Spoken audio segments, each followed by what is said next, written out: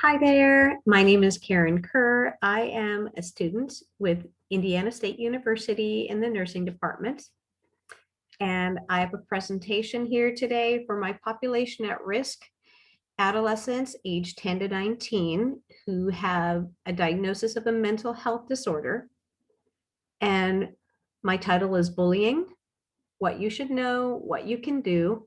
And we're just going to talk about bullying, how that affects this population, and what they can do. And so here we go. My learning objectives are at the conclusion of this lesson, the learner will identify 2 examples of bullying behavior with 80% accuracy. At the conclusion of this lesson, the learner will identify 1 factor in preventing bullying with 80% accuracy.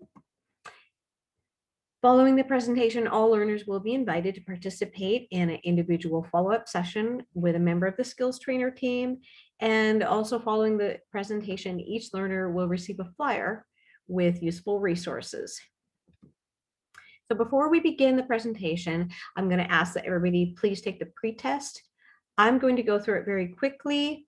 You can pause this video to take the test, and there will also be a handout available that can be printed. And so we're just going to tab through these. So here we are at the beginning. Bullying. So in this picture, we've got John on the left. He is the star player on the basketball team at school. He is standing behind him in the lunch line at school. He's hungry.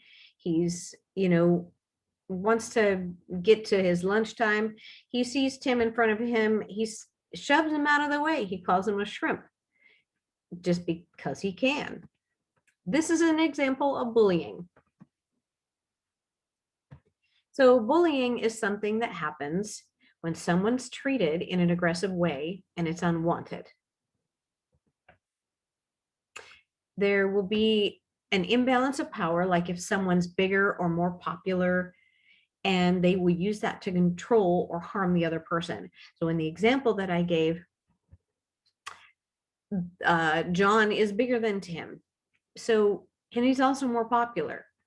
So he uses that in a way that, he can to cause harm to Tim by pushing him. And something else that happens with bullying is that it happens over and over. So if it's something that just happens one time, so say I'm giving this talk and I say a funny word and somebody giggles about it, that's not bullying. But if they prompt me to say it again and again, and because they know I'm going to say it funny, and then they laugh at me and they call me a name and just make me feel bad, and they're using that against me, so that would be bullying.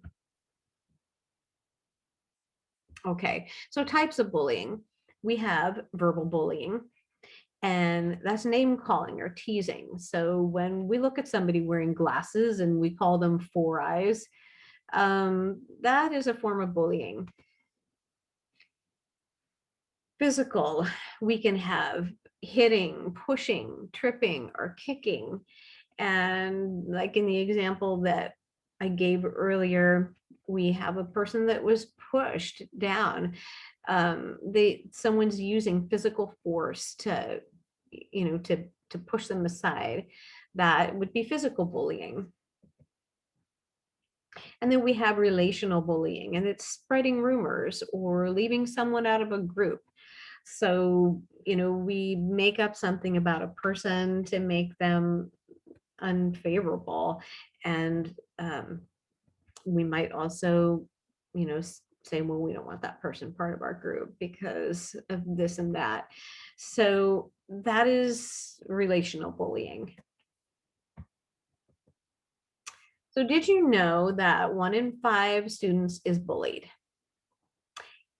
So if I look at a group of us people here, if there's 10 of you sitting here listening to me, well, 2 of you were, statistics say that 2 of you were probably bullied, and you know and understand the effects of that.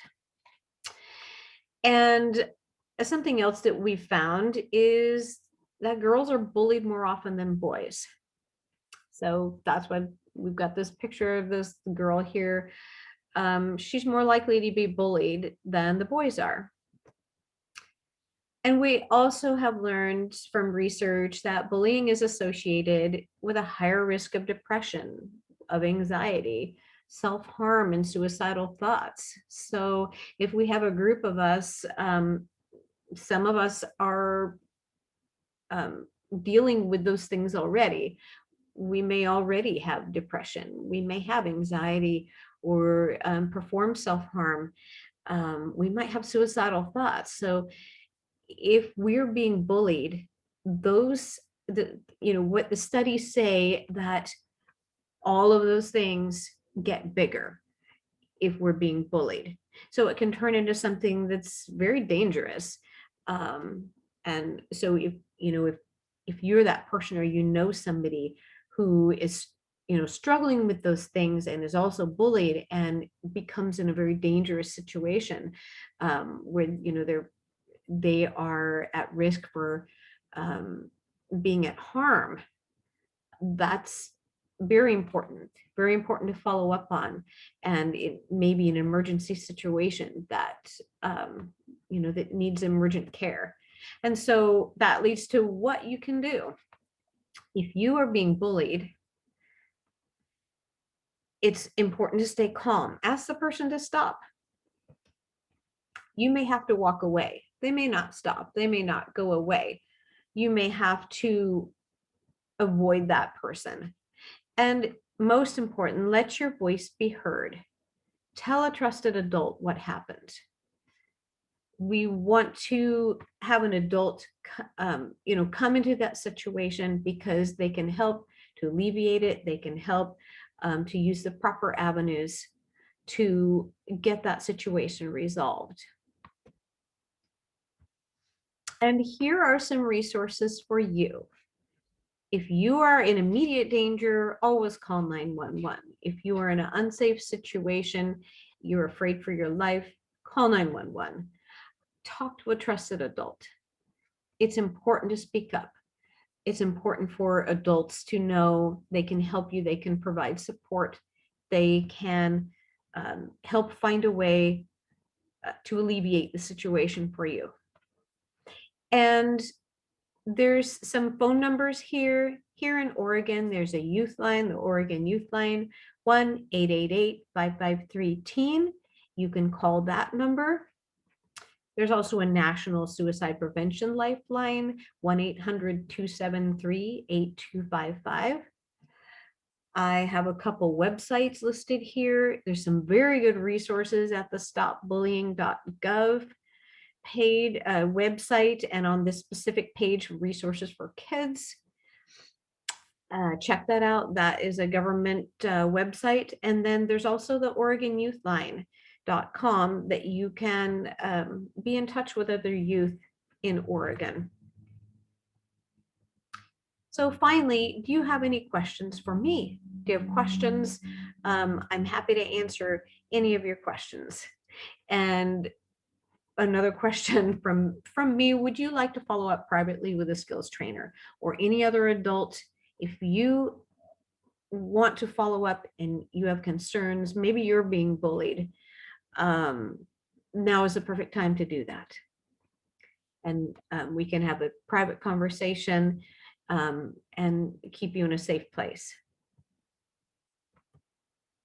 And so here are some references.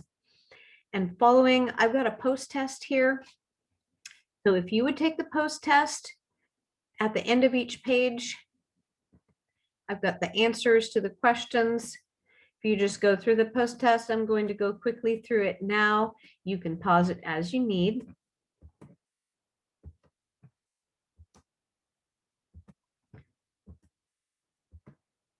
And I do thank you for listening to my presentation, and I'll see you next time.